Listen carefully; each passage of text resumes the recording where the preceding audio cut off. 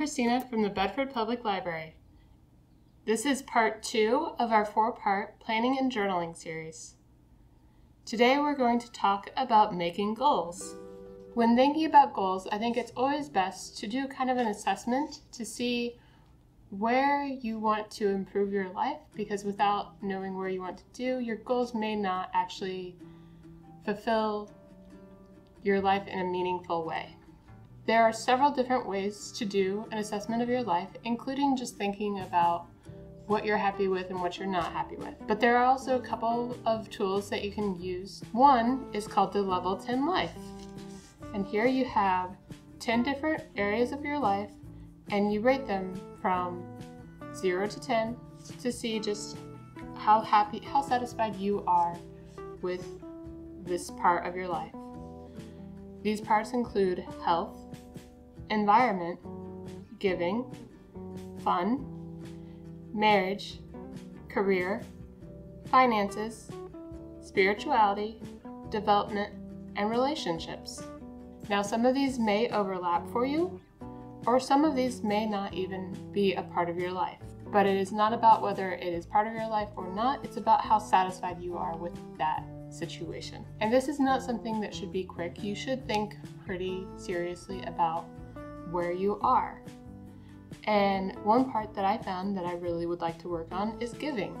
And primarily for me, the giving is not necessarily financial. I think I'm actually going to take this in the form of volunteering. The next tool that I found that may be useful for you is called 7 Types of Rest, and this actually came from a very recent article. It just has 7 different areas, and you can kind of think about how tired are you in that sense.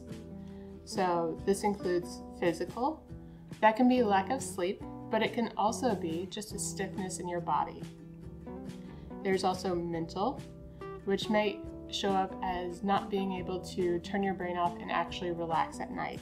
If you're still going through your lists and your things to do, you may just be too busy and you may need to find a break mentally. There is sensory, which may also be related to mental for some people. It's where you're taking in so much information throughout the day and it just keeps your mind being noisy and you can't come to peace.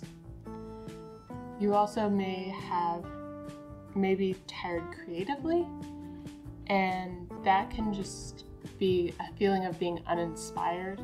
You could be emotionally tired, and that tends to happen when you give more hesitant yeses instead of truthful nos.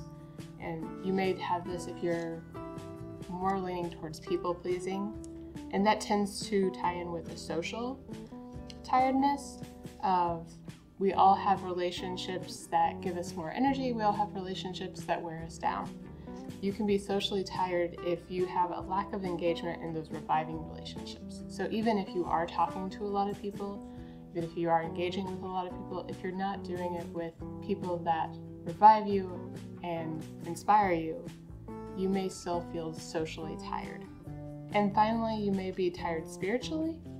And this doesn't necessarily tie in with religion, but it's really just, do you see yourself as being a part of something greater than you? So you can get these types of rest by doing a lot of different things. Depending on what it is, it may just be you need to find another hour that you can sleep at night. Personally, I can tell that I am sensory overloaded. I need some sensory rest. Now that I've done assessments and know generally what I would like to do, what I would like to have in my life to feel better, I can now make goals. And there is a tool that I really enjoy using when making goals, and it is called SMART goals. And that means your goals should be specific, measurable, attainable, relevant, and time-bound. So in the Level 10 Life, I said that I wanted to give more, and my giving was going to be giving my time, so volunteering. So I could say simply, I want to volunteer more.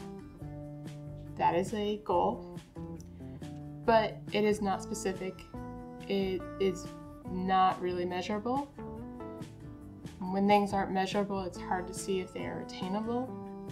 It is relevant, but it's not time-bound. So in this whole goal, there's a lot missing. So I can rewrite that and I can say, I will volunteer 60 minutes every month. That is a specific time frame and a specific amount. It is measurable. I can count my minutes. It is attainable. I know my life. I know that I can find 60 minutes in a month to do something for other people. It is relevant. It is still working in the volunteering. And it is time bound because this is something that I can check off every month. Next, off of the types of rest, I might say that I want to feel more at peace. Again, we don't have a lot of specificity. It's not measurable, which makes it hard to attain. It is relevant to making my life better, but again, it's not time-bound.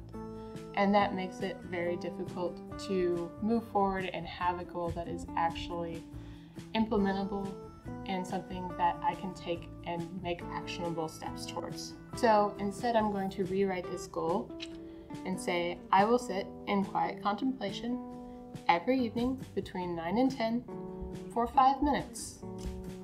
That is specific, it is measurable, it is attainable, it is relevant, and it is time-bound. And these are just things that you can go through to make sure that your goals mean something to you. If you don't have goals that are specific and time-bound and measurable, it is really hard to keep yourself going and keeping yourself accountable to those. And being relevant is really just about, you need to feel inspired to do your goals. So next week we're going to actually take these goals and actually get them into our journal in a way that helps us be accountable for them, but also be inspired to do them. I hope you enjoyed this session, and we will see you next week.